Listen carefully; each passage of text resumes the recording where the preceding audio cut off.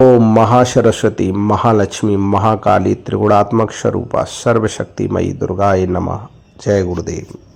जो लोग तंत्र बाधा से पीड़ित हैं, जो भूत प्रेत जिनके शरीर पर वास करते हैं, जो शरीर पर जो है सवारियां खेलती हैं और वो काफ़ी समय से पीड़ित हैं और कई दरबारों में जा रहे हैं लेकिन वहाँ किसी प्रकार का भी उन्हें लाभ प्राप्त नहीं हो रहा है, तो ऐसे लोगों के लिए एक रामबाण उपचार लेकर आया हूँ। इस उपचार को आप करें तो आपको कहीं पर भी किसी प्रकार से भी भटकने की आवश्यकता नहीं पड़ेगी। आज के समय में कहीं पर भी भलाई के काम बहुत ही कम करने वाले हैं, बुराई के काम करने वाले चारों तरफ बैठे हैं और उनके गुर्गे भी बैठे हुए हैं जो लोगों को खींच खींच कर उनकी जगह पर लेकर जाते हैं, जिससे के माध्यम से क्या हो जाता है कि लोग जो है मतलब पैसे बर्बाद करते हैं और परेशानी और पीड़ाएं और ज़्यादा उनको बढ़ जाती हैं।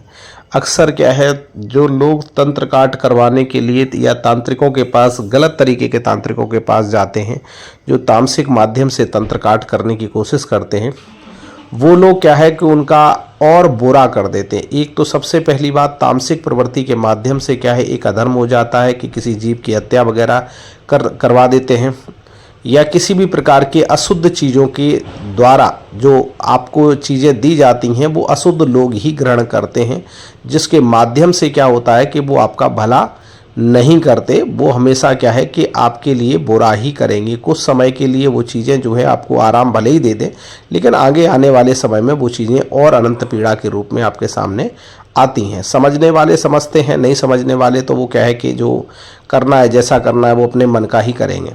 तो मैं यही चाहता हूं कि किसी को भी किसी प्रकार से ज़्यादा भटकना ना पड़े। इसके निमित्त जो है आज मैं जो आपको बड़ा सरल सा प्रयोग दे रहा हूं, इस प्रयोग को आप कोई भी कर सकता है। जिसने के पास कोई सिद्धि नहीं है वो भी इस प्रयोग को कर सकता है और ये बहुत बड़ी सिद्धि की तरीके से काम करेगा।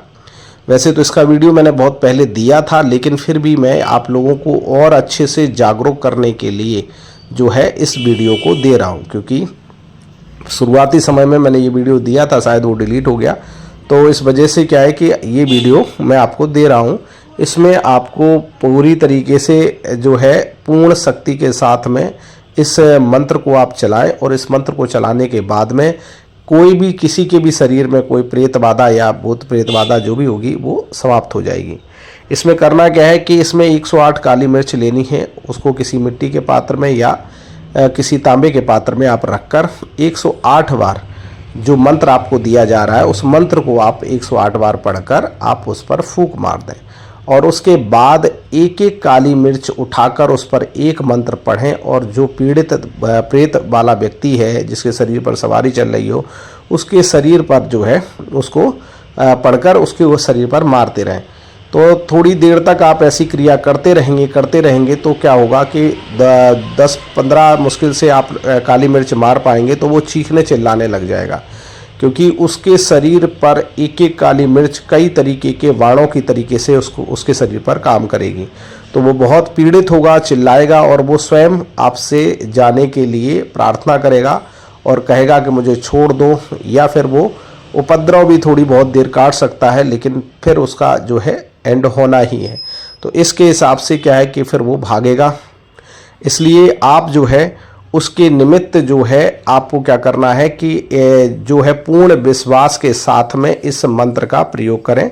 एक दीपक प्रज्वलित करके इस मंत्र का जप करना है, ठीक है।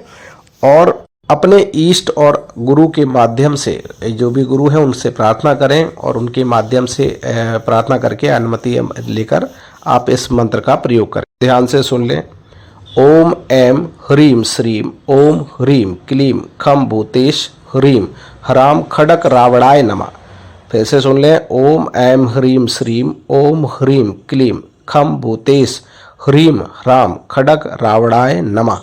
इस मंत्र को जो है आप जप करें और 108 बार जप करें और एक एक काली मिर्च पर पढ़कर आप उसको मारें। सबसे पहले इस मंत्र को आप सही से याद कर लें, क्योंकि आप 108 बार अगर मंत्र को पढ़ोगे सामान्य रूप से, पहले इस क्रिया को करने से पहले 108 बार इसको पढ़ लें, जिससे कि ये मंत्र जो है आपको याद हो जाए।